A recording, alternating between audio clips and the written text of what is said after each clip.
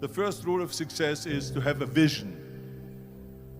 You see, if you don't have a vision of where you go, and if you don't have a goal where you go, you drift around and you never end up anywhere.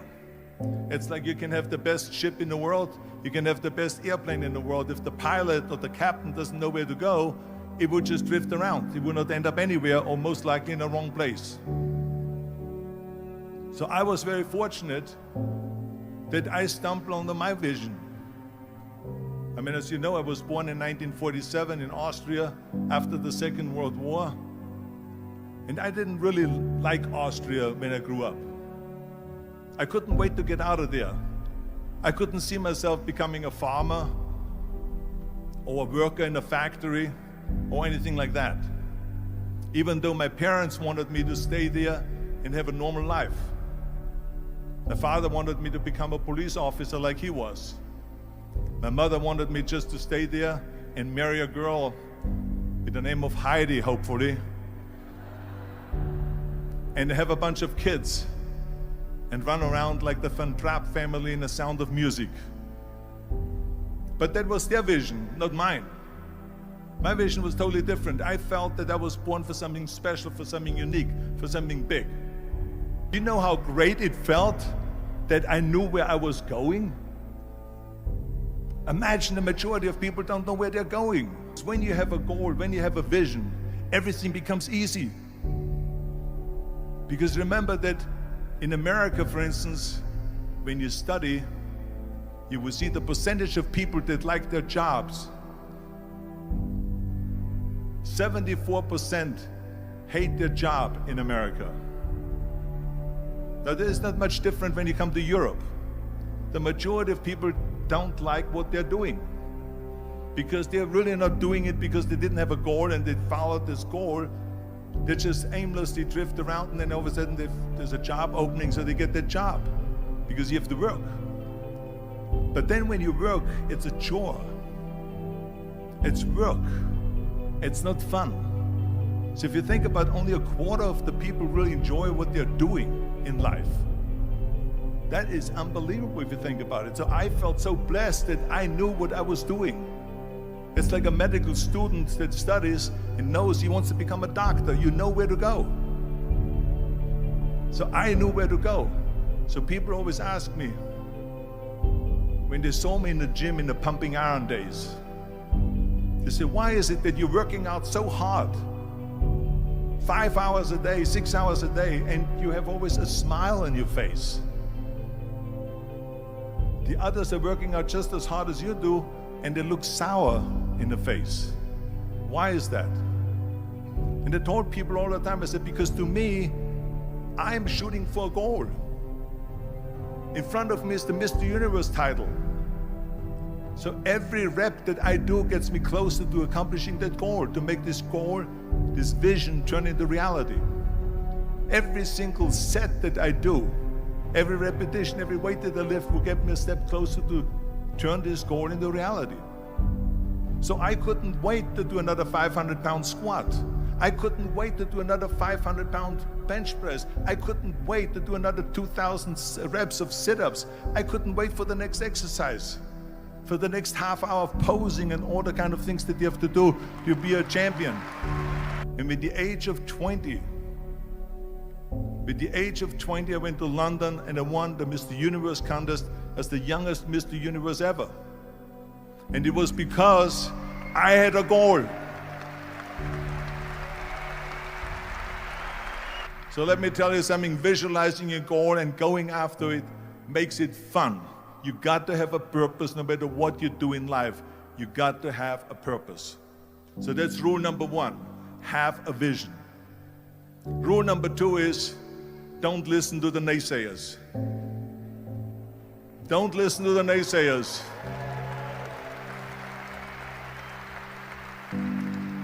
Everything I ever did, the thing that I heard out of people's mouth was, that's impossible. That can't be done. Or no. So whenever someone said to me, it can't be done, I heard, it can be done. When they said no, I heard yes. And when they said it's impossible, I heard, it is possible. I'm a strong believer of what Nelson Mandela said, that everything is always impossible until someone does it. Well, I'm going to be the one, I said to myself, I'm going to do it and I'm going to show it to them. Maybe it has never been done before. That's perfectly fine with me. But I'm going to do it. And I did not listen to the naysayers. The next thing, the third point that I'm going to make to you is, before we sit down with Jürgen and talk about the rest of the three, is work your ass off. There is no magic pill.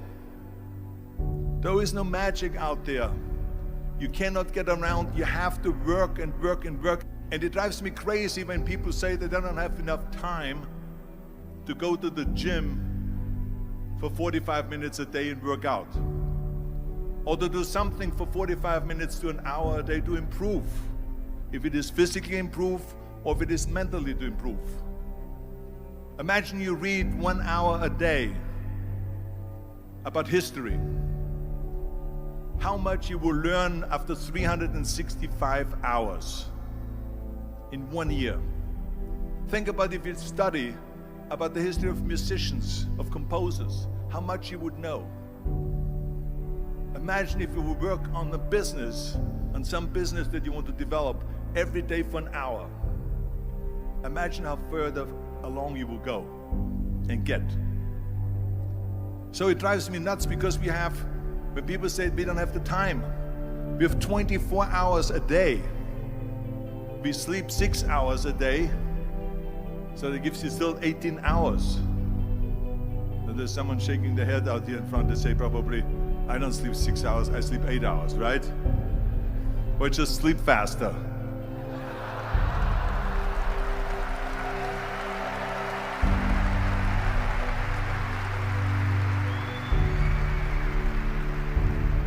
So we have 18 hours a day. The average person works around 8 to 10 hours. So let's assume it's 10 hours, so we have 8 hours left. Then you travel around an hour a day, maybe 2 hours a day. So now you have still 6 hours left. So what do you do with these 6 hours? What do you do with these 6 hours? Then we eat a little bit, then we schmooze a little bit, talk a little bit to people and all that stuff. But you can see how much time there is available if you organize your day. So you got to work hard. I mean, let me tell you something. When I went to America, I went to college. I went and worked out 5 hours a day. And I was working on construction. Because in those days in bodybuilding, there was no money. I didn't have the money for food supplements or anything. So I had to go to work.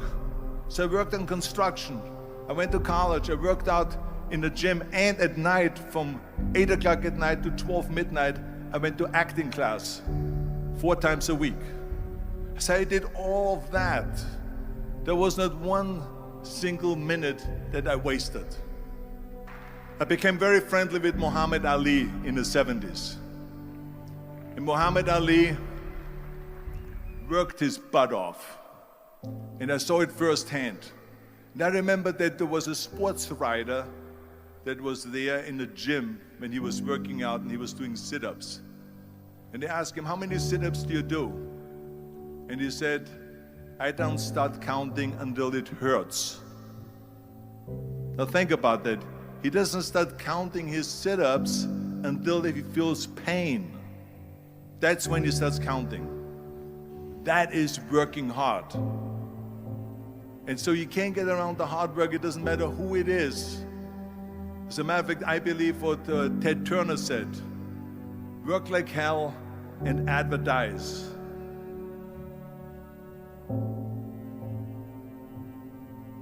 You get it? Work like hell, go to bed, and early to rise, work like hell and advertise. So you work your ass off, and then you let the world know about your work. That's what it is all about. Let people know. If you have a company, if you have a movie, if you do a sports, work your ass off, but then advertise and let everyone know. I hate Plan B.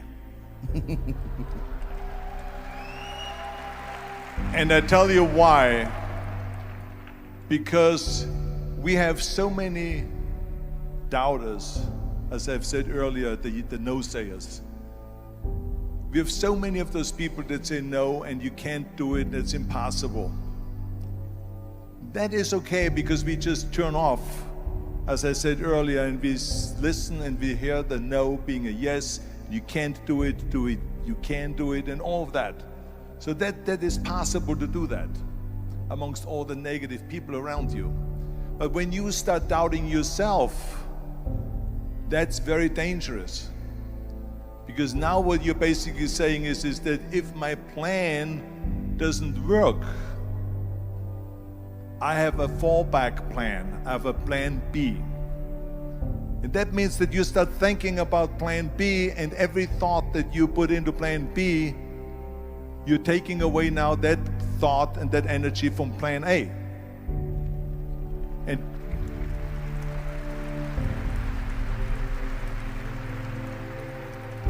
And it's very important to understand that we function better if there is no safety net, because plan B becomes a safety net. It says that if I fail, then I fall and I get picked up and I have something else there that will protect me. And that's not good, because people perform better when there's no safety net. People perform better in sports and everything else if you don't have a plan B. To me, it is very dangerous to have a plan B, because you're cutting yourself off from the chance of really succeeding. And the reason, one of the main reasons why people want to have a plan B is because they are worried about failing. What is if I fail, then I don't have anything else? Well, let me tell you something. Don't be afraid of failing, because there's nothing wrong with failing. You have to fail in order to climb that ladder. There's no one that doesn't fail. We all fail. It's okay.